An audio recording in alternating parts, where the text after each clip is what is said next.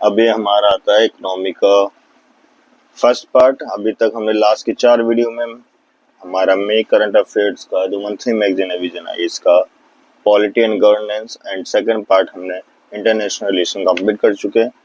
ये हमारा इस सीरीज का 5th पार्ट है जो इकोनॉमिक का होगा and this will be our part 1 for the economy. Part 1 में हम लोग essential like almost 4 articles cover करेंगे न्यूज़ के। Apart from this one second part में हम लोग रिमेनिंग पार्ट्स कवर अप करेंगे। चलिए तो स्टार्ट करते हैं कैसे क्या है। तो माई सेल्फ संस्कार सिंह एंड इस सीरीज में हम पूरी current affairs monthly current affairs जितनी भी है अप टू डेट चलते रहेंगे। मई से स्टार्ट करते हुए मई जून जुलाई अगस्त up to like prelims 2025 and mains तक कवर करते हुए चलेंगे। साथ में भी जितनी भी एसेंशियल हमारी करंट अफेयर्स की वीडियोस होंगी वो भी हम कैरी आउट करते हुए चलेंगे। तो मेक श्योर कि आप इस चैनल्स को वीडियोस को देखते रहो जैसे कहूँ हमें daily up to date news current affairs. And अभी हम लेटेस्ट में नई सीरीज लाने वाले हैं जिसमें अभी हम अपना द हिंदू का जितना भी करंट अफेयर्स होगा डेली बेसिस पे वो भी कवर अप करते हुए चलेंगे, whether is it small article और big. Okay, so let's start. Economy का हमारा फर्स्ट आर्टिकल है that is like Indian and global value chain GVCS। What is Indian and global value chain news में क्यों है कि नीति आयोग ने के CEO हैं जो उन्होंने हाईलाइट किया कि हमें इंडिया को नीड है to get into global value chains to boost export and secure supply chains.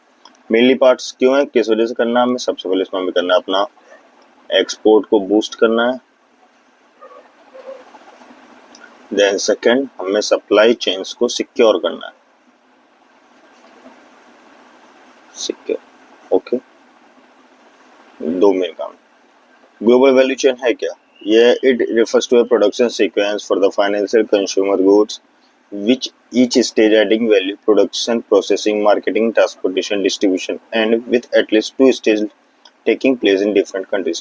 ये रिफर करता है एक प्रोडक्शन सीक्वेंस को रिफर करता है जो एक फाइनल कंज्यूमर के लिए होता है, कंज्यूमर गुड्स के लिए होता है जिसमें हर स्टेज पे कुछ ना कुछ एड ऑन होता है, चाहे वो प्रोडक्शन हो, प्रोसेसिंग हो, मार्केटिंग, ट्रांसपोर्टेशन या डिस्ट्रीब्यूशन हो।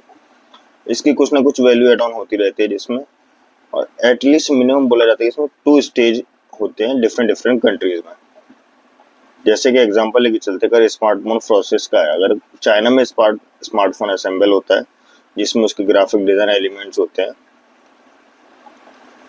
चाइना में आपका स्मार्टफोन असेंबल हुआ, ग्राफिक डिजाइन एलिमेंट्स आपके USA से हुए, कंप्यूटर कोड आपके फ्रांस से हुए और सिलिकॉन चिप्स आपके सिंगापुर से हुए। तो देखो इसमें आप 4 कंट्रीज के पार्ट्स इंक्लूड है, 4 कंट्री का इसमें सप्लाई चेन है। तो मतलब अभी आप अगर देखो इसको हम लोग एलिमेंट्स को बॉक्स में देखते हैं, डायलॉग बॉक्स में जाता है कि डिजाइन एंड डेवलपमेंट USA से हो रहा है, सोर्सिंग आपकी USA, China, east and Europe करा रहा है, मैन्युफैक्चरिंग चाइना में हो रही है, वेयर हाउस USA में है, डिस्ट्रीब्यूशन USA और ग्लोबल है।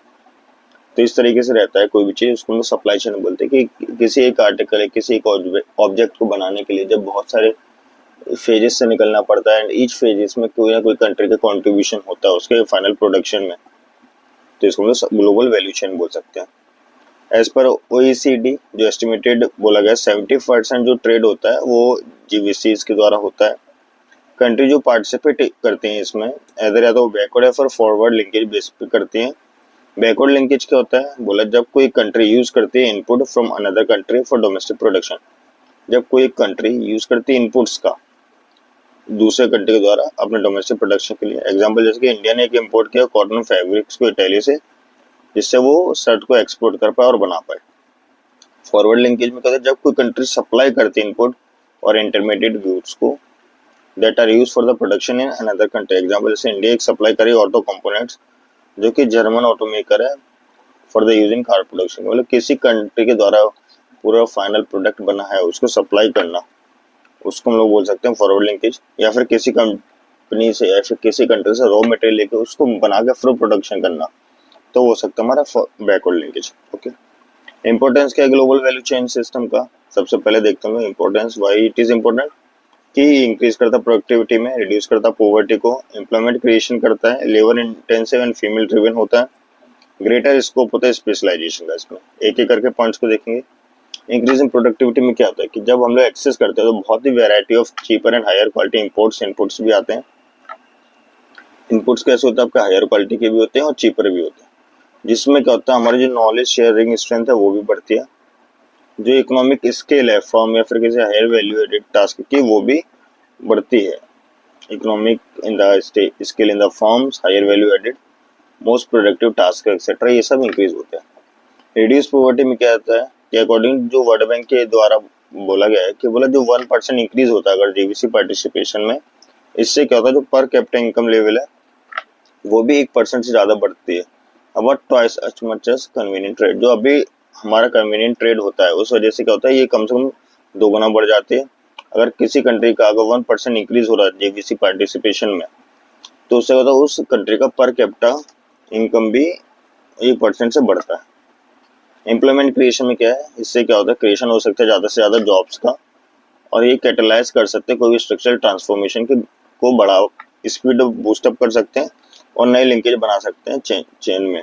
ओके, एग्जांपल में जैसे बांग्लादेश है जो इमरजेंस ऑफ जीवीसी ओरिएंटेड आता है, ये एक्सपोर्ट करता है अपैरेल सेक्टर्स में और सिग्निफिकेंटली कंट्रीब्यूट कर रहा है एम्प्लॉयमेंट में भी। Labour intensive and female driven क्या होता है कि बहुत सारे सेक्टर में जो इंटेंसिवली ट्रेड इन जीवीसी, जैसे कि आपका अपैरेल्स हो गया, फुटवियर्स हो गया या फिर इलेक्ट्रॉनिक हो गया, इसमें बहुत अच्छे से इंटरेस्टिव होता है। और इसमें जो लो स्किल्ड या फिर यंग फीमेल वर्कर्स ये भी इसमें काम कर सकते हैं, चाहे वो यंग हो, चाहे फीमेल हो, चाहे लो स्किल हो, जिससे क्या होता है किसी भी एम्प्लॉयमेंट के लिए लार्जेस्ट शेयर बनता है।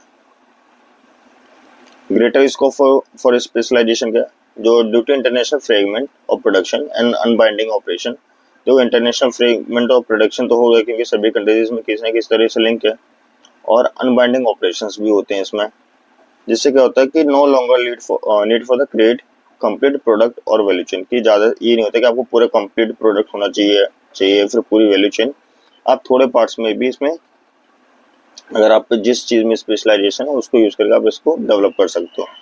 Institute they can create targeted industry, और हम लोग इस पर क्या टारगेटेड इंडस्ट्री बना सकते हैं किसी एक पर्टिकुलर स्टेजेस के लिए, प्रोडक्शन के लिए, वैल्यू चेन में जो सूट करता हो हमारी जो कैपेबिलिटी है उसके अकॉर्डिंग। चाहे एग्जांपल में लेके चलते हैं इंटीग्रेशन ऑफ वियतनाम, जो वियतनाम का इंटीग्रेशन है ग्लोबल टेक्सटाइल वैल्यू चेन में, ये तो इसमें ये हेल्प कर सकते हैं, जिस कंट्री को जो स्पेशलाइजेशन है वो उसके अकॉर्डिंग उसमें हेल्प कर सकती है।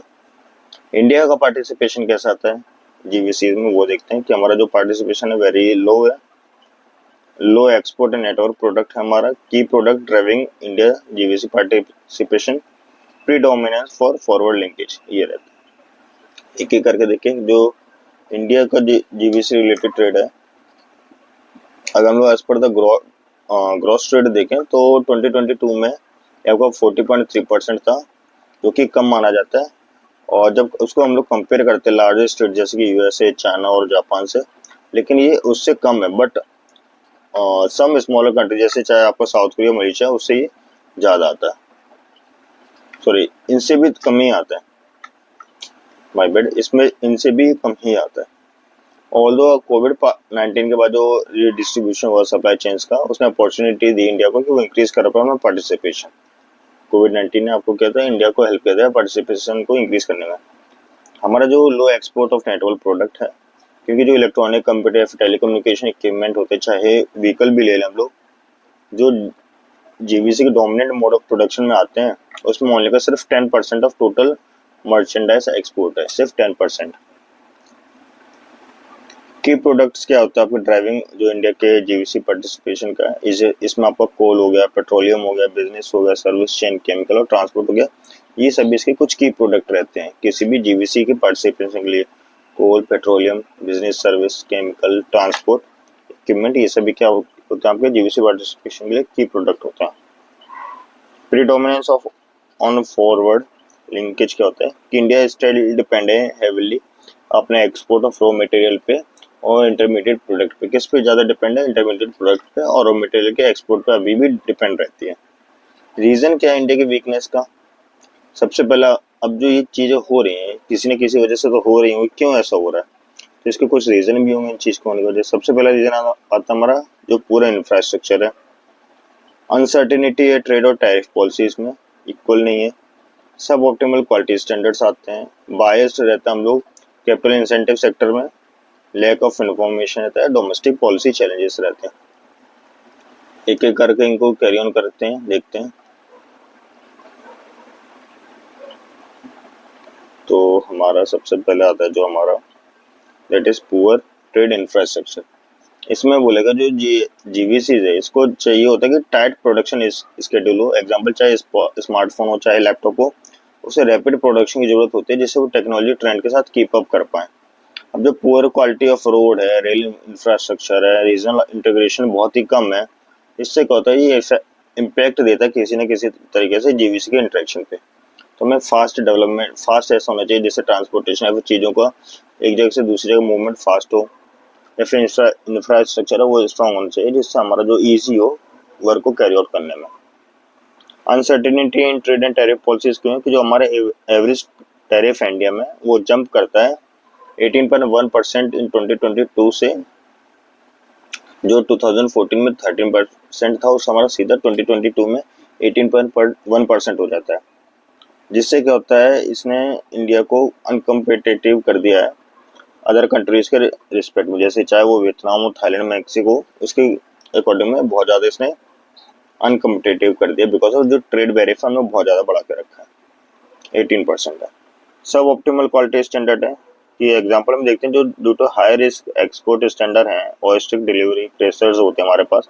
इससे क्या होता है जो इंडियन गारमेंट्स फिल्म है उसको ईजी होगा कि सप्लाई कर सकते हैं डोमेस्टिक मार्केट में, कि हाई एक्सपोर्ट स्टैंडर्ड्स बढ़ा के रखे हैं, स्ट्रिक्ट डिलीवरी प्रेशर्स हैं, इन दो की वजह से क्या होता है कि अगर हमारे जो खुद के इंडियन गारमेंट्स वो डोमेस्टिक मार्केट में ही ज़्यादा से ज़्यादा सप्लाई कर देते हैं। Bias to our capital incentive sector despite having comparative advantages in unskilled labour intensive manufacturing activities, जबकि हम पे एडवांटेजेस अच्छे हैं, चाहे हमारे पास अनस्किल्ड लेबर है लेकिन हमारा जो इंटेंसिव मैन्युफैक्चरिंग एक्टिविटीज वो अच्छी है, लेकिन इंडिया के जो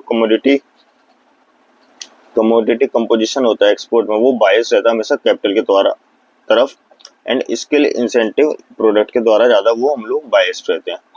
लेकिन जब अगर हम लोग देखें जो अनस्किल्ड लेबर है वो भी अच्छे से अच्छा डेवलपमेंट करता है, उसमें लोग ज़्यादा फोकस नहीं रहते हैं।